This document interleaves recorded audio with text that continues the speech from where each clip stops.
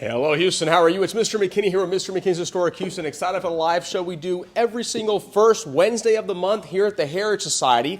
Tonight's installment, we're going to introduce you to Dr. Jesse Esparza. We're going to talk about the history of the Mexican and Mexican experience here in Houston. This is an exciting opportunity to celebrate and learn more about this great community that helped shape our region. Looking forward to this. Like we always do, before we start our show, make sure we introduce Allison Ayers-Bell, who is the Executive Director for the Heritage Society. Allison is going to tell you about all the great things that are happening here at the Heritage Society, which has been around since 1954, preserving and promoting Houston's past and their history.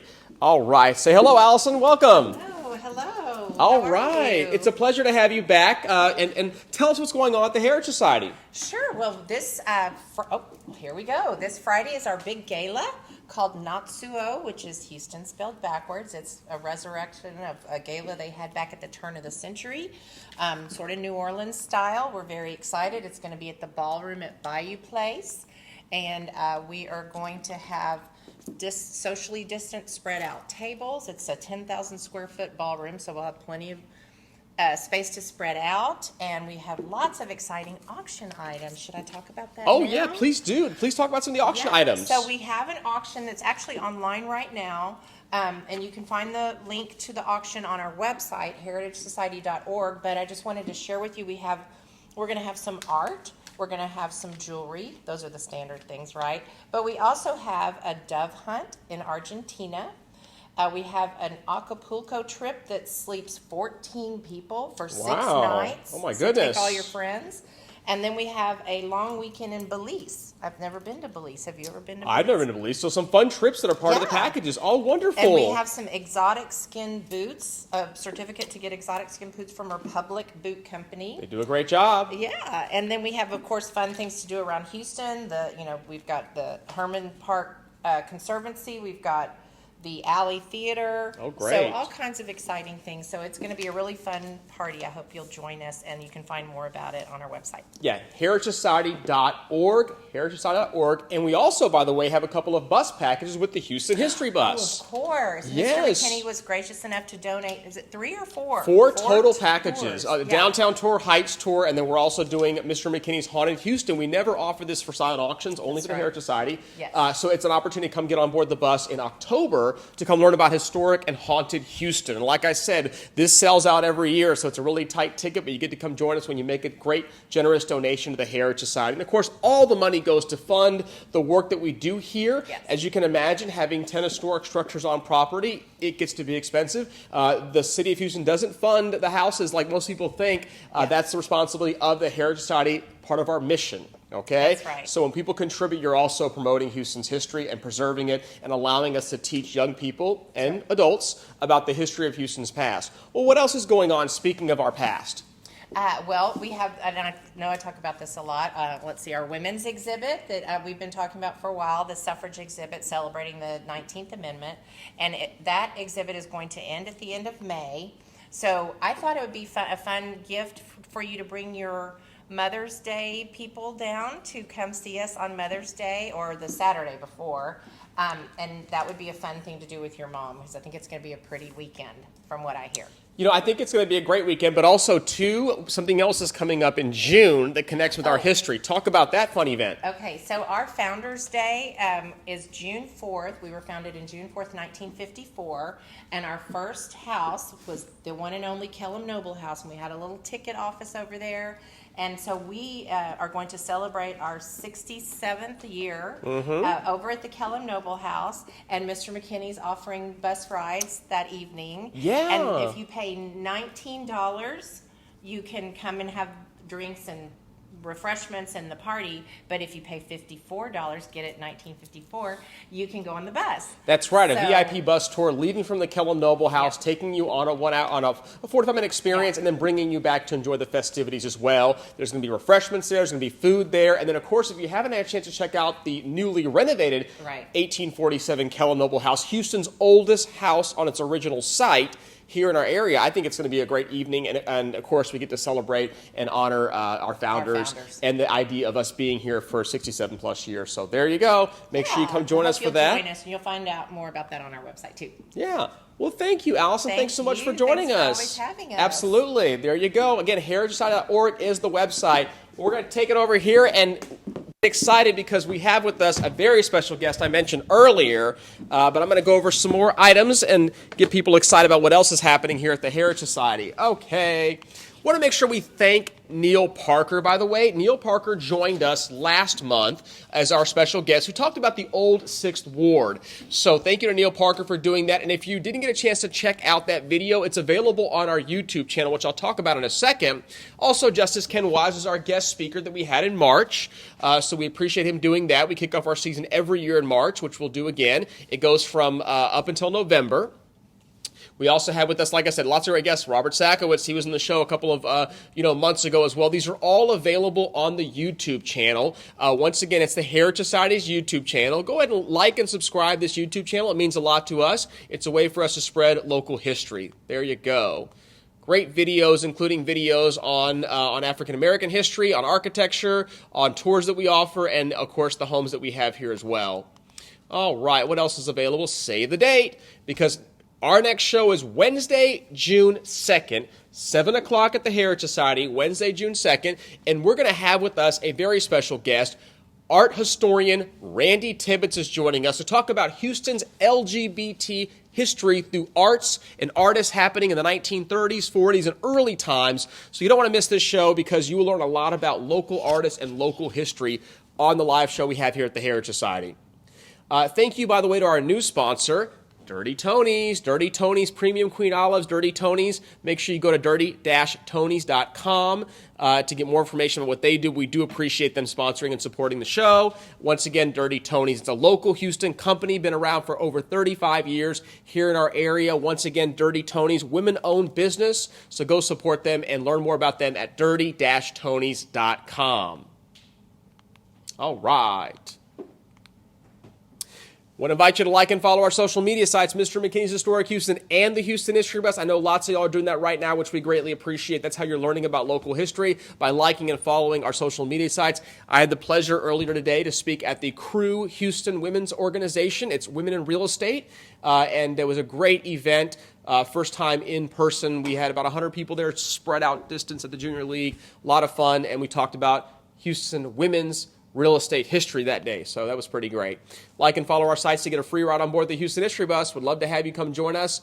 We do tours year-round, including the summer months. We just go out in the evening for summer months, so we appreciate that. And, of course, there's the bus. There's the kids that we serve. So thank you so much for joining us by liking and following our page. If you do want to get on board the bus, the best way is to text us. Text 713-364-8674, 713-364-8674. Get you directly to our text message, and we'll give you information about the bus.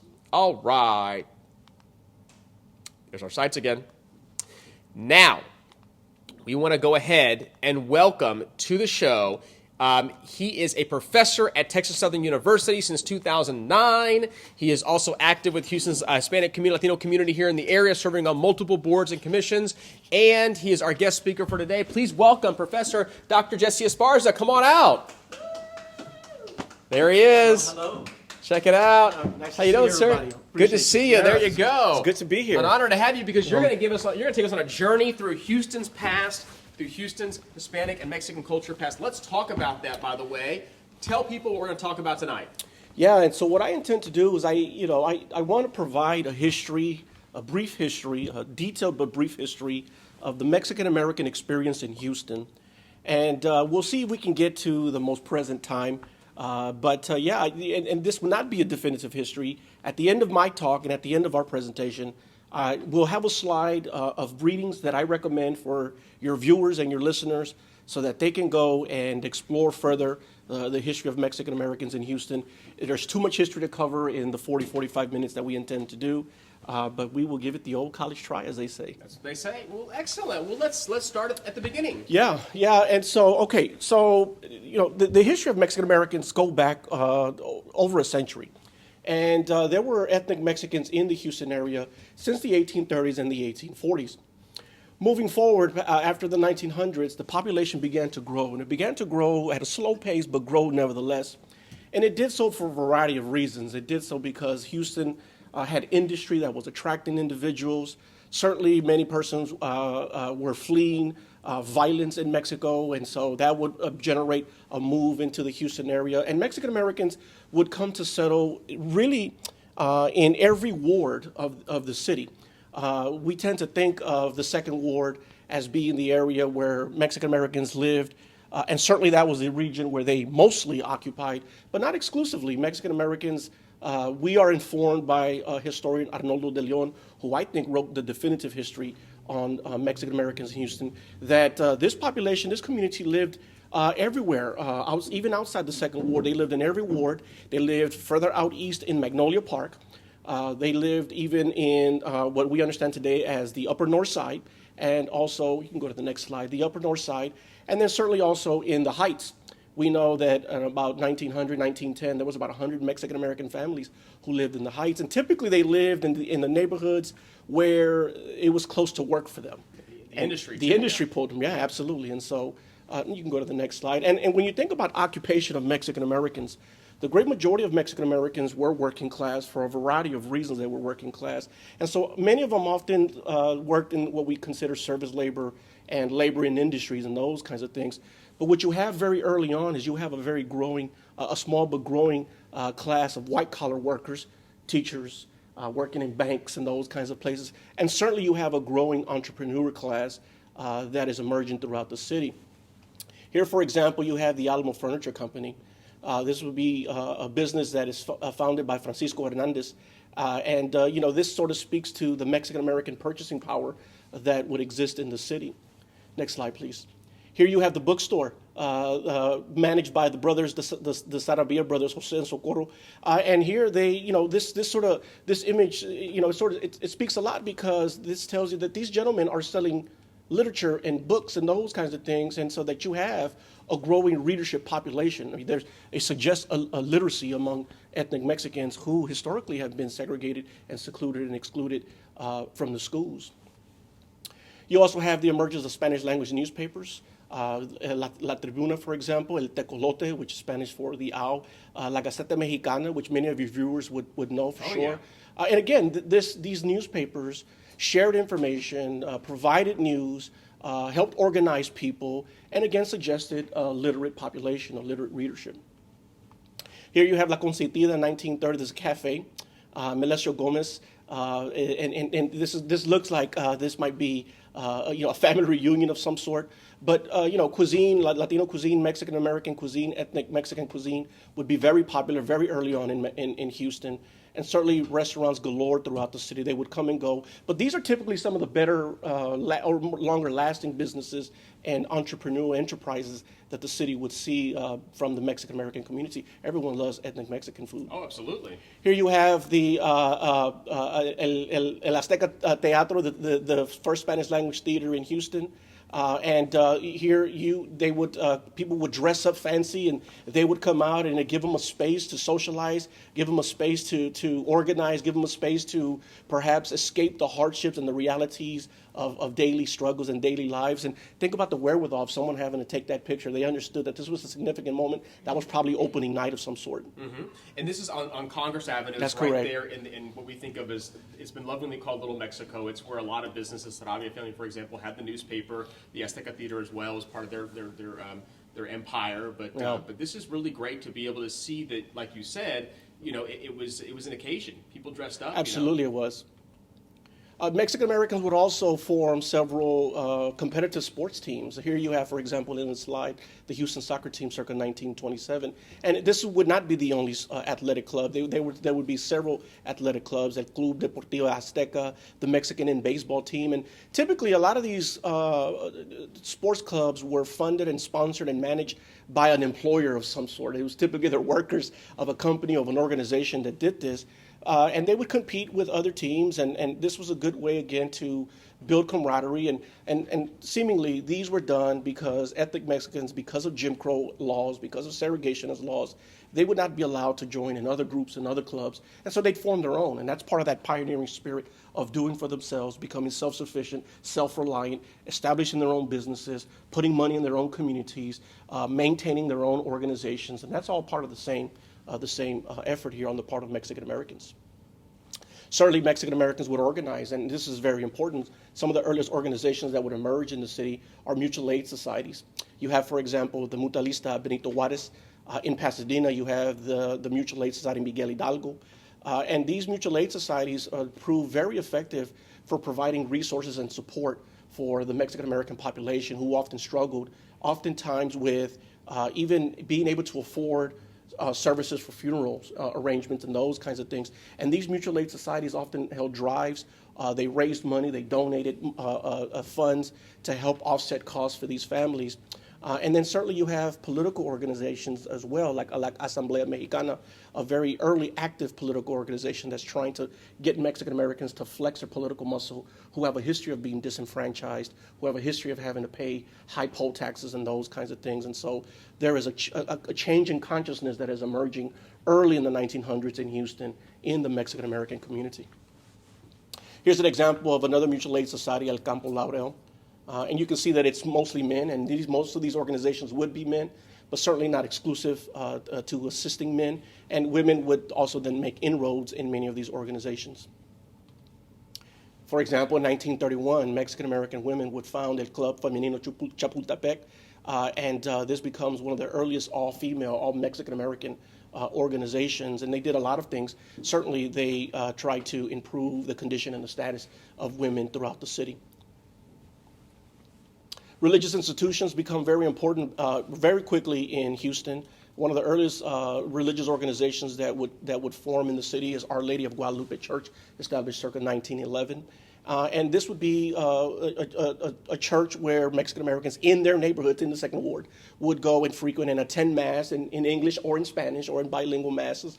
They would open up their own schools, and in a period where Mexican Americans struggled in traditional school districts here, this was an alternative for them to avoid segregation or avoid being tracked and placed in remedial courses and those kinds of things. You also have the Immaculate Heart of Mary Catholic Church, established in the 1920s. And both of these churches really would do more than cater to the spiritual needs of the Mexican American community. What they do also is they would really sort of provide a very sort of holistic and nurturing approach for Mexican Americans, with food drives and clothing drives, relief during natural disasters, floods, and those kinds of things. And not only Catholic churches, right? I mean, we only talked about these two, but there are certainly non-denominational Catholic churches. Mexican Americans are Baptists, and they're Presbyterians and so forth, and they would do the same thing as well. Moving into the 1930s would be a very sort of strange and struggling decade for Mexican Americans. The Depression is on, and Houston is suffering. Most Houstonians would. Many people across the nation would indeed. And Mexican Americans would struggle as well. And additionally, they would also then become victims of staunch forms of nativism and anti-immigrationism, sort of anti-immigrant sentiment. And what would happen is that Mexican Americans would be victims of these organized, sort of government-sponsored, government-orchestrated roundups and deportations. And while there are difficult numbers, there's sort of debate on what the numbers look like. The numbers were high. I had the pleasure of interviewing Gracie Sines, who's active in Council 60, a former city council member, the first Latina elected to an at-large position and mayor pro tem. And her father was born in Houston, Texas. Yeah.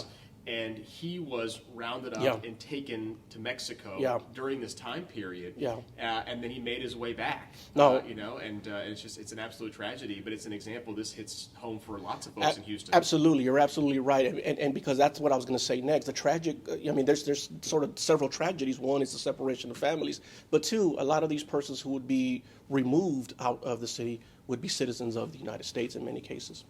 As we enter into the 1940s and as we enter into the Second World War, the war and our entry into the war is going to do several things. For starters, it's going to help us ease up out of the Depression.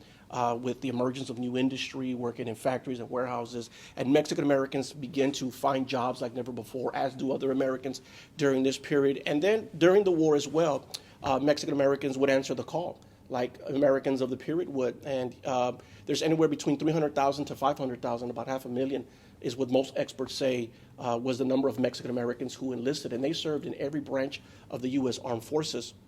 The first picture that you saw, if you can go back, Mr. McKinney, this is the first Mexican-American casualty of war, Joe Padilla from the north side, and he was serving in the Navy when he lost his life.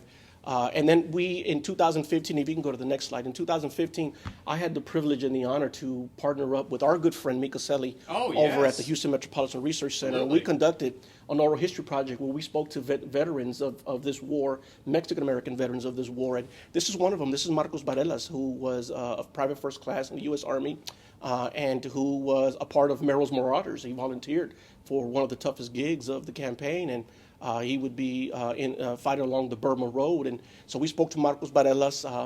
You can go to the next slide. Yeah. We spoke to Jesse Reyes. Jesse Reyes was a sergeant in the U.S. Army. He was also a Holocaust liberator. He would help liberate, after his fighting in Central Europe, he would help liberate a sub-concentration camp known as Dachau.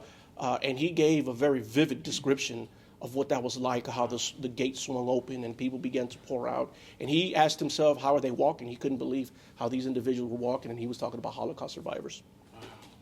We spoke to Joe Silva. We can go to the next slide. Efren Cerda, who was wheelchair bound and who was in the Second World War. Then when we entered into the Korean War, he's there as well, so he was sort of served twice. We spoke to, you can go to the next slide. We spoke to Johnny Marino. Johnny Marino was also a Holocaust liberator. He was part of the D-Day invasion. He fought at the Battle of the Bulge. These are major significant battles and turning tides battles of the war. And he too would help liberate some of the concentration camps over at Hadamar. And Johnny Marino, we spoke to him maybe about 6 or 7 months before he passed away. And this is what's happening with our veterans. Is the men that I showed you, they're passing away, and we were blessed. 90s, yeah, they were in the 80s and 90s when we spoke to them, and we were blessed to get their story. There's David Loredo, who invited us several times. You can go to the next slide. Vincent Moreno, who was also fought in the Burma Road. He fought in the jungles of Tibet and Calcutta and places like that. Patricio Tunches, who was another brave soldier. And so the Mexican-American community, definitely Raymond Sanchez, was definitely contributing and definitely participating in every branch of the U.S. Military. There's John Castillo, Ernest Aguirre. He's very famous. Yeah, absolutely. And he's got generations who are, who sort of before and after. Very active in the Council 60. Absolutely. 1934, yeah. There's Macario Garcia, who I think your viewers know. Macario Garcia, as most of us know, is a Medal of Honor recipient from the war, from his encounters in Europe, and he would be given the Medal of Honor. And Mexican Americans, proportionally speaking, sort of have the highest number of awards and distinctions that would be awarded to them over any other ethno-racial group. And Macario Garcia is definitely one of them. The tragic about this is that Macario Garcia, when he returned home, he would be denied services in an eatery, and most likely because he was ethnic Mexican. He's actually a Mexican national and not a Mexican American. Mm-hmm. He'd be the first Mexican national to receive a gold Medal of Honor. And then the story afterward would that he would be denied services. And this was a tragic for many of these returning veteranos and veterans who would come home after helping defend democracy abroad. They would come home and sort of find the same kinds of forms of discrimination that existed in their communities before they left. Now, we spoke to mostly men. Mika Selly and I did. But we also spoke to women, and this is Felicitas Flores. Felicitas Flores was a corporal in the U.S. Army, and she was a part of what we call WAC, the Women's Auxiliary Army Corps, the Women's Army Auxiliary Corps. And women and Mexican-American women and all kinds of women contributed in several kinds of ways on the home front toward the war, but they also contributed by serving in several branches of the military, for the Army, for the Navy, for the Air Force, in these Women Auxiliary Corps, for example. Now, after the war, the economy would continue to thrive, and certainly Mexican Americans would benefit from that. And what you'll see is a proliferation of new businesses and new entrepreneurial enterprises that begin to emerge. And so, for example, here's a photo of the radio station KLVN, the first Spanish language radio station that would emerge in Houston. And so this would be the brainchild of Felix and Angelina Morales. That is not Felix in the picture there. That is Carlos Conde, who was one of the announcers and radio personalities. And later the son, I think, Joe Morales would manage the radio station. And certainly there would be a slew of DJs that would go through and help manage the radio station, like Jorge Rodriguez, and for example. And this was a very important institution because it's speaking to a bilingual audience, a Spanish audience. It's spreading information. It's helping to organize. It's doing raffles, sort of like the Heritage Society. It's holding raffles. Raising funds, bringing relief. And these are the kinds of institutions that give presence. Media presence, and this would be a sort of the gateway to mainstream media for Latinos in many ways. And here's a fun fact too. Well, a really fun fact. It is May 5th, right?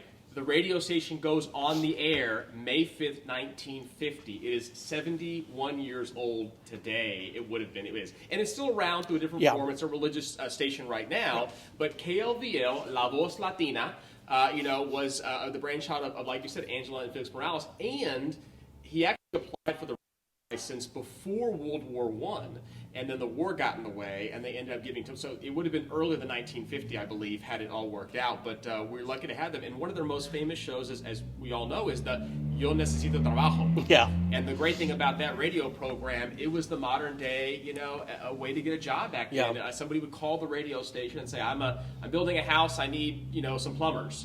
And they would go on the air and say, we need some plumbers, and contact this guy, and just connecting and networking. So as you mentioned earlier, the radio station was vital to that community, at the time. Absolutely, it was. And, actually, Morales would be in Houston very early. He's originally from San Marcos or someplace like that. And he would come to Houston in the 1930s, and him and his wife would already establish businesses. They would have the Morales Funeral Home.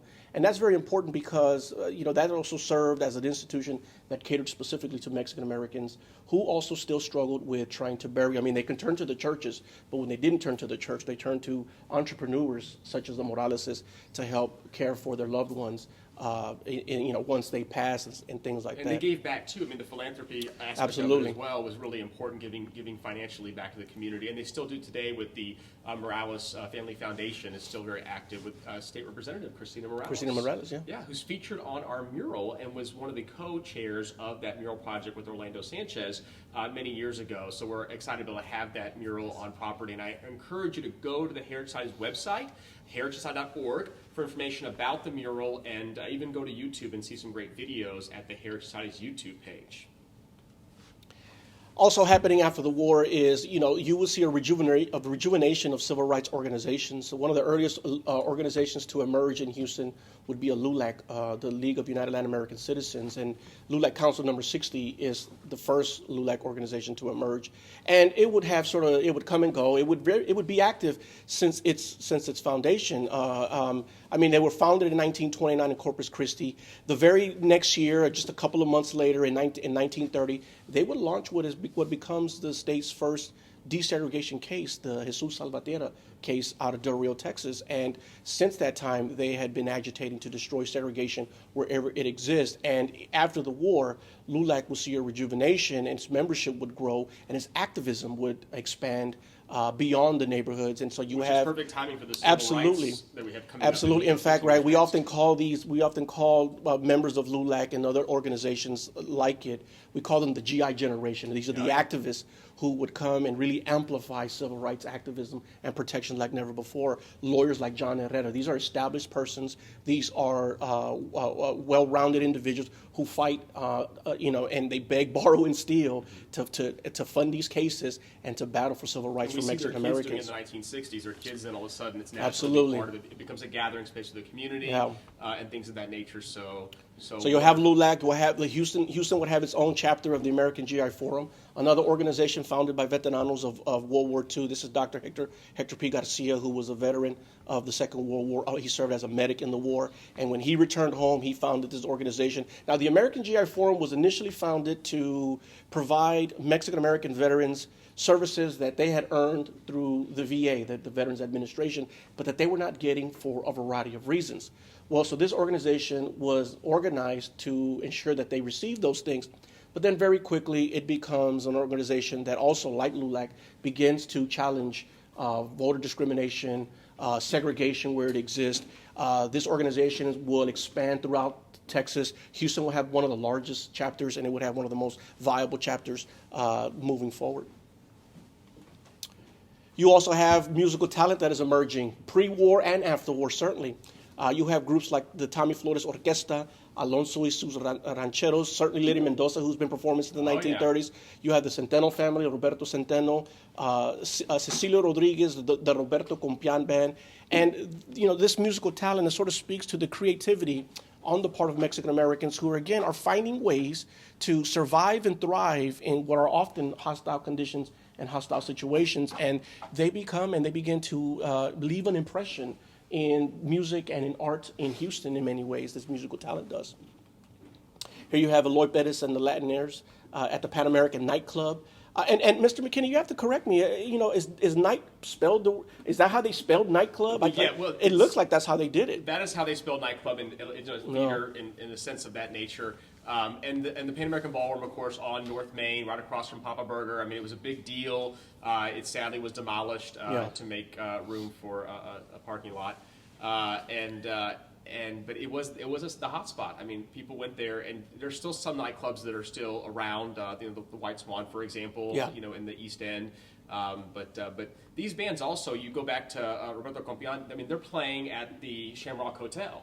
They're headlining. At the Montague. I mean, they're playing some really big spaces that they're integrating their culture, their music with the appreciative Caucasian community that is now learning more about and tolerating more and just kind of. So the arts are going to always have a fine way of breaking down these barriers. So and I'm glad you said that, because that was my next segue, is that these ballrooms and these nightclubs and these musical talents, they sort of become spaces where people can sort of move back from those staunch lines that often divide and separate people, and at least for a moment, persons are able to come in and share the love of music and the love of dancing and camaraderie, and then after which they probably go back to sort of hating one another out in the community.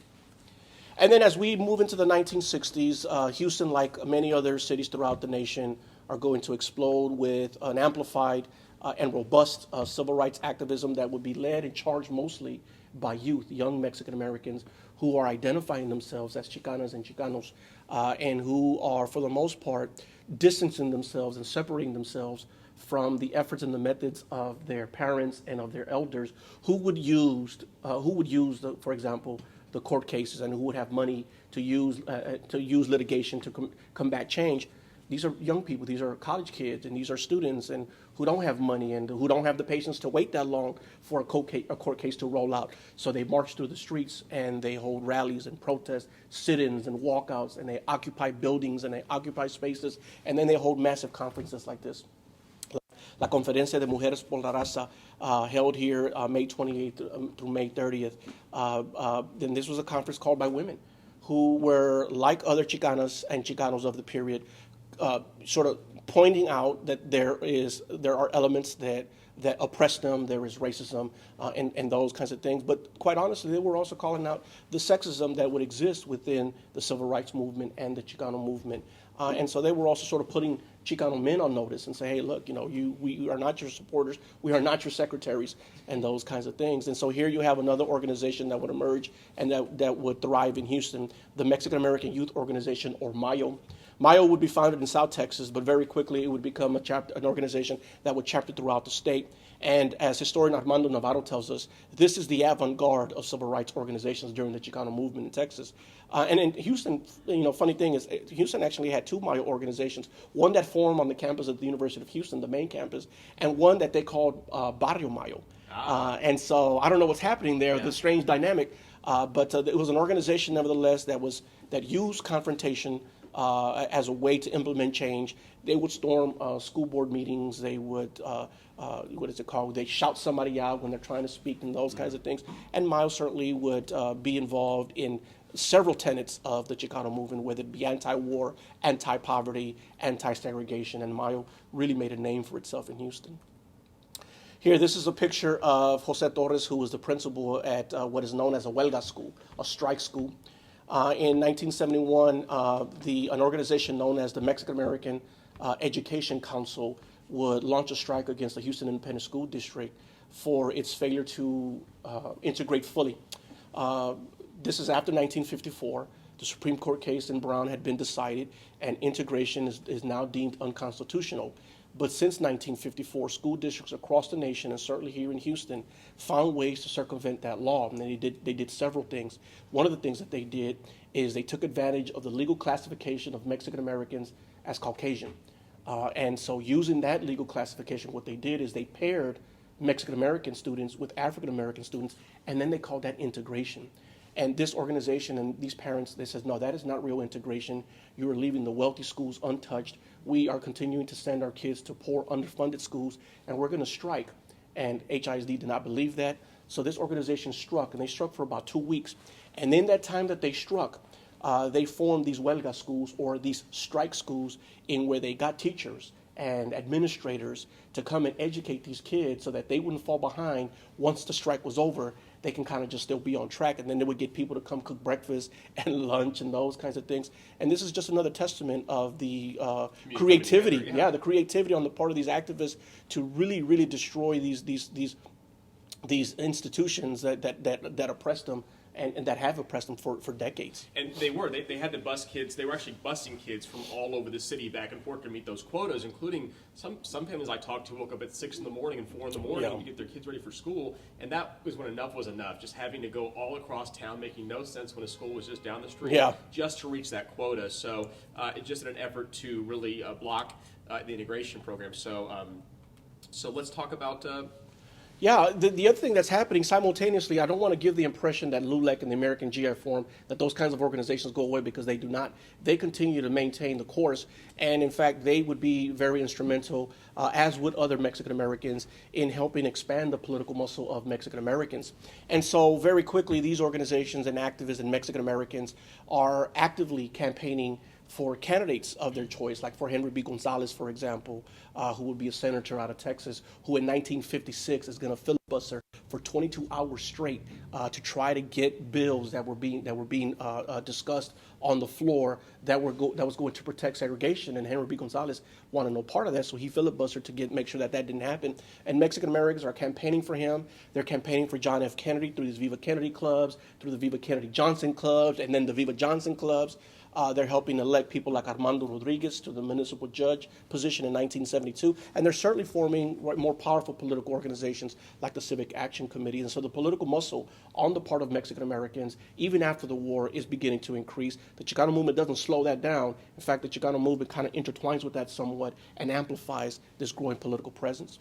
Here's a picture of the Viva Kennedy clubs. They would be very instrumental in getting Kennedy elected to the Oval Office. And certainly they would do the same for Johnson, his running mate, the Viva Kennedy / Viva Johnson clubs. Another organization that would emerge during this period as part of the Chicano movement, but it would be an organization that would function very much like a mainstream middle-class civil rights organization, is the Political Association of Spanish-Speaking Organizations, or PASO. Here's the Houston chapter. Here's a flyer of the Houston chapter. And in Houston, we had our headquarters here in Houston. And this organization, as I mentioned, would help people get registered to vote. And then more than getting people registered to vote, Mexican Americans, they would also then initiate campaigns or these efforts to get them to the polls, right? Because one thing is getting them registered to vote. You do that at their house. The other thing is to get them to the poll site so they can go vote. And sometimes these are people who had to stand in line for hours to do so. But this would increase the voting power of Mexican Americans in the city of Houston. And they would be responsible and play a role in the election of Ben Reyes, for example, who's state representative in 1972. Also, they would be responsible for the election, them and many other Mexican Americans, for the election of Leonel Castillo as the city comptroller in 1972. And then, Paso, because it was birthed during the Chicano movement, would also sort of have this drive for combating injustice, and it would have a very sort of social justice orientation to it as well. And here in 1966, Paso would transport a lot of its activists to the valley, to South Texas, where they then would proceed on this massive pilgrimage in the march, as we know it today, the minimum wage march, in where they were agitating for labor rights. And it was a pilgrimage from the Valley, from South Texas, all the way to Austin. And that's one of the largest and longest pilgrimages that I know of that would take place in Texas. Also emerging during this period, and when we're sort of talking about the Chicano movement and how that blends with this growing political presence, we'd have the emergence of a new political organization, La Raza Unida Party, translates into the Party of the United Race. And this is an organization that would be formed by Mexican Americans, by those who identified themselves as Chicanas and Chicanos. And really, right, the argument was that the Democratic Party and the Republican Party, both of those political entities, did a disservice to Mexican Americans, and so that they needed their own organization in which they can really flex political muscle like never before. And they had some success at the local level. They would run people for school board and for city council and things like that. And they ran a candidate for the governorship 2 times, 1972 and 1974, unsuccessfully, but nevertheless they would do so. And Houston would have a very sort of strong chapter of La Raza Unida Party. And so this fight for social justice would sort of stay the course, and Mexican Americans into the 70s and into the 80s are anti-segregationists, are trying to destroy the efforts to circumvent their vote. Certainly they are looking to end poverty, to create access to health care. And then the issue of police brutality in the late 1970s would take center stage. And what you have is what we know today as the Joe Campos Torres case. This would be a veteran of the Vietnam War, Jose Torres, who would be a victim of police brutality in May of 1977, May 5th. Another anniversary, if you will, of May 1977. And, from this, you have this massive fallout. It would be a year before prosecution would take place for those responsible for his death. I mean, this was a veteran. This was a Mexican-American veteran. This was someone who fought for the nation, and HPD nevertheless was sort of implicated in his murder. And then as a result of this, the outcome. Well, the officers in question initially, because there would be sort of several cases, at least 2 of them, suits. And initially, the officers in question received lenient sentences, like a year probation and $1 fine. And this caused massive outrage throughout the community. And what's interesting about this is while this is often considered a situation for Mexican Americans and the Mexican American community, I want to make it known that you have multiracial coalition building that would take place as a result of this, because police brutality afflicted other communities as well. And you would have white activists and African American activists who would join in arms with Mexican Americans to call police brutality for what it is. And again, right, we sort of live in our own period with the issue of police brutality, again, sort of coming full circle. This is a picture of the Moody Park riots. The result of almost a year to the day later, would be this massive riot that would take place up at Moody Park, up in the north side, and Mexican Americans who are unleashing their frustration, they would go out and engage in a riot. Certainly, it'd be instigated, and there's mystery behind that, and there's debate behind that. But they'd be instigated, and nevertheless, it would result in a riot. Millions of dollars of damages, people arrested, other people indicted for exciting a riot, and nevertheless, it becomes a tragic scene. But activists of all kinds would rally, and you would have, as I mentioned, this multiracial coalition building, but then you'll also have multi-generational coalition building, because you'll have like the Ben Reyeses in them, and you'll have the Lulacs. They would come and support and stand in solidarity. While they disagreed with perhaps this kind of method, they would nevertheless voice their concerns about police brutality. Also happening as a result of the Chicano movement is you have, again, as always, it seems every decade, newer and new artistic expressions. These expressions represent this sort of renaissance of the Chicano movement. And while a lot of that sort of tells the history of Mexican Americans, the story and the experiences of Mexican Americans, they also speak to issues that plague the community, issues like racism and those kinds of things. And so you'll have, a proliferation of sculpture and certainly literature. You can go to the next slide. Murals and so forth that talk and highlight and really emphasize the pre-Columbian past, that is the past of Mexican Americans prior to the arrival of Europeans in 1492. And so they pay homage to Mesoamerica and Mesoamerican societies like the Olmec and the Mayan and the Inca and the Aztec and the Toltec and so forth. And then they also sort of do these paintings and drawings and sketches that again speak to the issues of injustice. And here, right, is one of the one of the most well-known murals in the city, the rebirth of our nationality. Commissioned in 1972, it took about maybe a year to do, I think. One of the directors of the program was Leo Tanguma, an artist of the period, and he worked with several artists, and they all worked together. It was a collective to paint this. What is it, Mr. McKinney? 240-foot long mural that tells the story of Mexican Americans, not just in Houston, but sort of the Mexican American experience overall throughout the nation. And it's been repainted by Gonzo 247 mural artist. Exactly, it has been restored, and I guess that's the right term to use. It's been restored. Yeah. I mean, it pops off of the wall there, and there was some fear that the building was going to be sold and then demolished, and the community put that to a stop. And the county owns the building; it's a record storage area. But no, we're Gonzo 247, the mural artist, actually got Leo to come down from Colorado to be here for the ceremony, and he was very touched by this. We had him on the radio show. He told a story about that, which you can get on kpft.org/archive. But it's absolutely an amazing piece of art that everybody benefits from. Yeah. And then you have other artists, certainly moving into the 1980s, like Luis Jimenez, who has this beautiful, it's like a marble blue sculpture, the Vaquero. Yeah, and so again, it's another proliferation and another explosion, and a renaissance, as I call it, that would continue to take place even after the Chicano movement, when you sort of think about art in Houston and the Mexican American and making a presence in the art scene. And then you have places and spaces that continue to push that artistic expression, like Casa Ramirez and the Folk Art Gallery, and other kinds of places like that.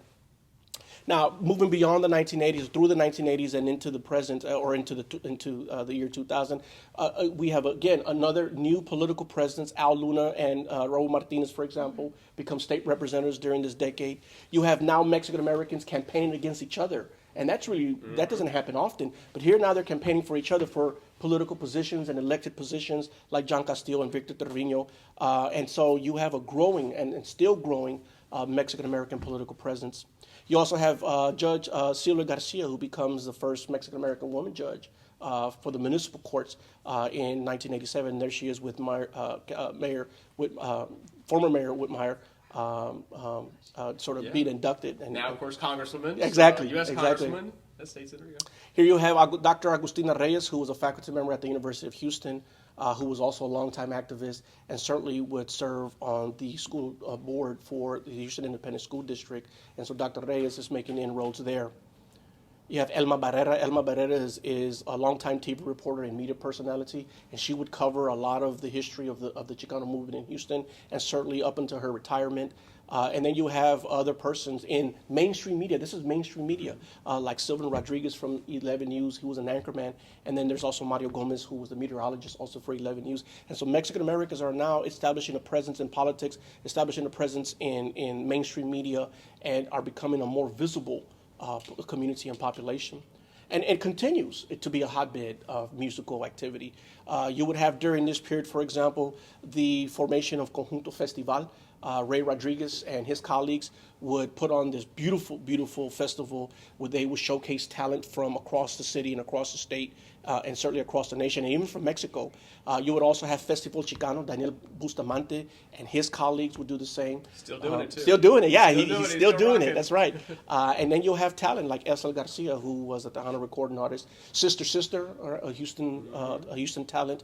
And then you have all other kinds of musical talent like Victor Nash, Vic Nash, Espinosa, and so forth. So really the city continues to thrive across all levels and really make a scene across all levels, including the music industry. And then also in the 1980s, Houston would open its doors.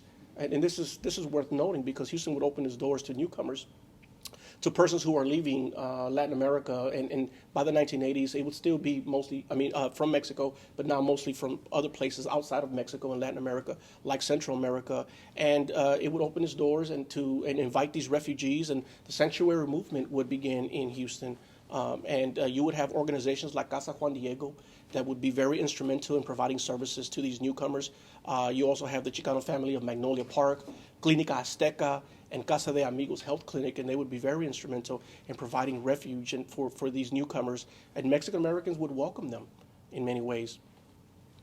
Into the 21st century, the community is thriving, the community is growing. We at present we're like what 2.7 million people, Mexican Americans presently, and here the number is growing exponentially. And as I mentioned, the Latino population in Houston is exploding now, and mostly because of immigration from Central America. People are coming from Guatemala and they're coming from other kinds of places. And Houston really has become one of the most popular destinations for Central Americans because of the size of the Latino population, because of the industry. That flourishes here in Houston, and it's attracting. And these Central Americans, when they come in like Mexican Americans before them and like other Americans before them. They come and they thrive, and they establish their own businesses, like the Mondongo restaurant. And you'll have carnicerias galore, taquerias, restaurants of all kinds, and so there's Mondongos there. You'll have, go ahead, you can go to the next slide. You go to the next one. You'll have other businesses that would cater to the growing Latino population. Fiesta Mart, El Mercado, Plaza de Americas. It used to be a mall, and it was completely transformed. And La Michoacana, every time I get barbacoa, Mister McKinney, I go to La Michoacana and get my barbacoa. And so it's all these businesses that are emerging and thriving as a result of the influx of new Latinos who are coming and are really, right, this also speaks to the purchasing power of the Latino community, the Mexican American and non-Mexican American community in Houston. Which connects with this. Which absolutely, right? And these are multi-million-dollar organizations, businesses, Fortune 500 businesses, Univision, Telemundo, Azteca TV, and they, again, are like the newspapers and like the radio stations. This media is speaking to a growing, diverse population. It is speaking to a bilingual population, and it's become these organizations become global in many ways. And this also speaks to the purchasing power and the CEO growing ship, right? You have a brotherhood of CEOs, Latino CEOs, who sort of run these kinds of multi-million-dollar organizations. You know, you said it best, too, because I serve on the board of Middle Outdoor Theater, for example, and when we want to reach to the Latino community, you have got to buy radio time. Yeah. And this is a community that still reads the newspaper, still reads the periodicals, still watches television in large numbers, Sábado Elegante, all the shows, the telenovelas, and then also, of course, listens to the radio in large numbers. So if you want to reach that community in that market, you got to go to the media. It's still old-fashioned, which is great, because it's a way for you to reach out to them. You know how to get a hold of them if you need to. Absolutely. And certainly, right, Mexican Americans and other Latinos enjoy the nightlife like everyone does. And Amazonia Discotheque would be one of the ones that, and you know. You work hard. You want the weekend. Absolutely. Relax, you work hard, you relax hard. And you know, you have a slew, too many to talk about now, but you'll have a slew of these discotheques and nightclubs and dance halls and so forth. Club Tropicana would be another one. And certainly, right, you sort of think about cuisine, what that means for cuisine in Houston. Houston has always been a city rich in flavors when you think about food. And certainly the arrival of Latino newcomers are going to put a spin on Latin cuisine in many ways. You have Hugo's, and you have Gloria's, for example. I saw Gloria's on the way over here. Oh, yeah. Pico's Mexican Restaurant, Ronald Richards, things like that, you know, these different regions. So, you know, it grows. And certainly, right, with the arrival of the professional soccer team, and certainly Latinos aren't the only ones who support the Houston Dynamo, and it's just that community that goes out. It's still a big pastime, yeah. Absolutely, but this is again sort of the responding to the needs and catering to the purchasing power of the Latino community in Houston. 2 million Latinos in Houston today, and so certainly, I mean, we are like the fourth largest Latino city in the nation.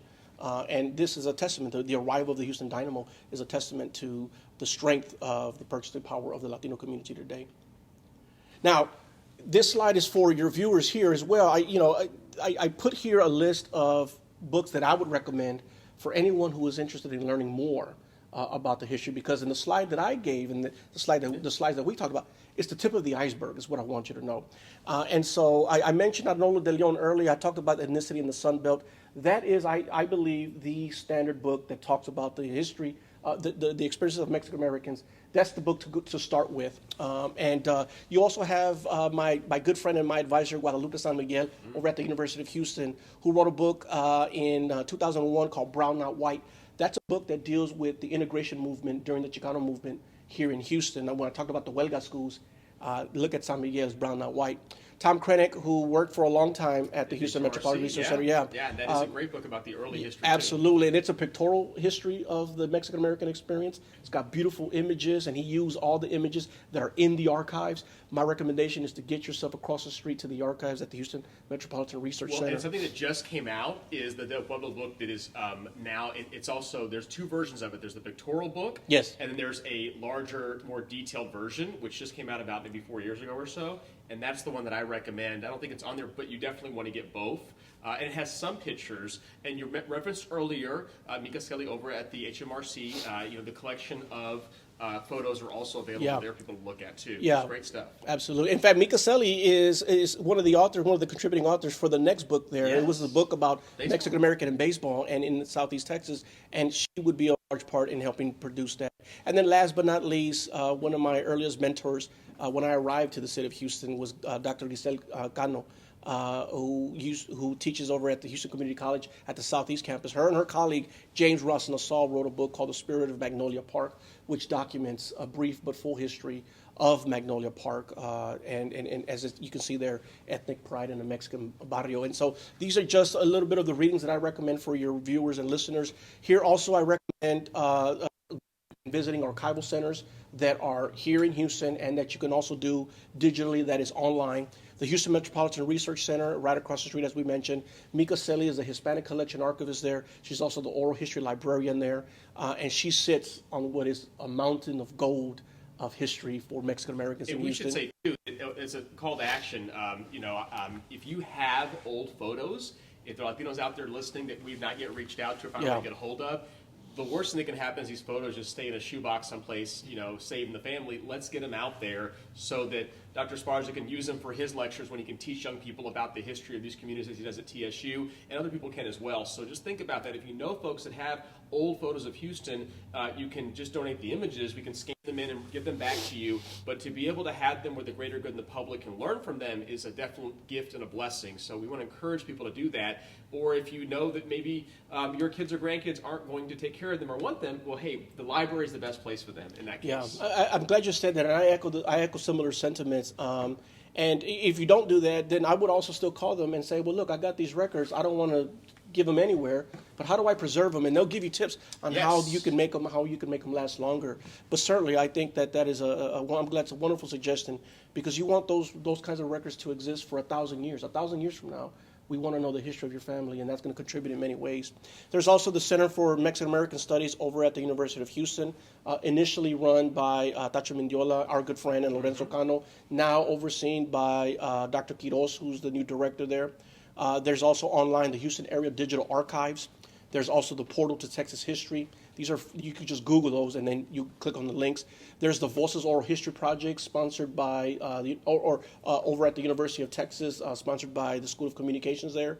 And then certainly out of Texas Christian University, out of TCU, there's a Civil Rights and Black and Brown Oral History Projects. And I'm not trying to give Mika, our good friend, more work, but if any of your viewers and listeners are interested in sharing their stories, I am willing to talk to anybody and conduct an oral history of anyone, and certainly that is a great way to preserve this history and promote this history. Well, this has been great. So, Dr. Esparza, we now have 5 questions that you get to ask the audience. These are questions about the lecture we just heard a second ago. So rest assured the answers will be in what we just talked about earlier. So let's talk about that. What's question number 1? Yes. Again, we're going to answer it next week, next month rather, but what is question number 1? Yes, question number 1. I had to write this down. I hope that's okay. Oh, that's great. Perfect. So question number 1 is, what is the name of the first Spanish language theater in Houston? That was a good one. Do I repeat that question? Yeah, yes. Okay. What is the name of the first Spanish language theater in Houston? Okay. What is the name of the first Spanish language theater in Houston? We talked about it earlier. Okay. Second question. Second question. What is the name of the organization founded by Mexican American women in 1931? What is the name of the organization founded by Mexican American women in 1931? Okay. There you go. Third question. Third question. What is the name of the first Mexican American casualty of war during World War II? That's a great question. Say it again. What is the name of the first Mexican American casualty of war during World War II? Okay. Our fourth question. Fourth question. What is the name of the women's conference held in Houston in 1971? What is the name of the Women's Conference held in Houston in 1971? Our fifth and final question. And the fifth and final question, name one of the organizations in Houston that aided refugees during the 1980s. Name one of the organizations in Houston that aided refugees during the 1980s. Houston, that's great. You got some options there. I think people are chiming in now, which we appreciate. Lots of fun folks chiming in their answers. Lots of answers there, okay? So get in so we can give you prizes and talk about that on next show when we have Randy Tibbetts join us on June 2nd. Well, Dr. Esparza, thank you again for joining us on the live show we have here at the Heritage Society. We're going to say thank you, and we're going to say thank you for tuning in as well. We'll see you next month, okay? Take care. Appreciate you. Thank you, everybody.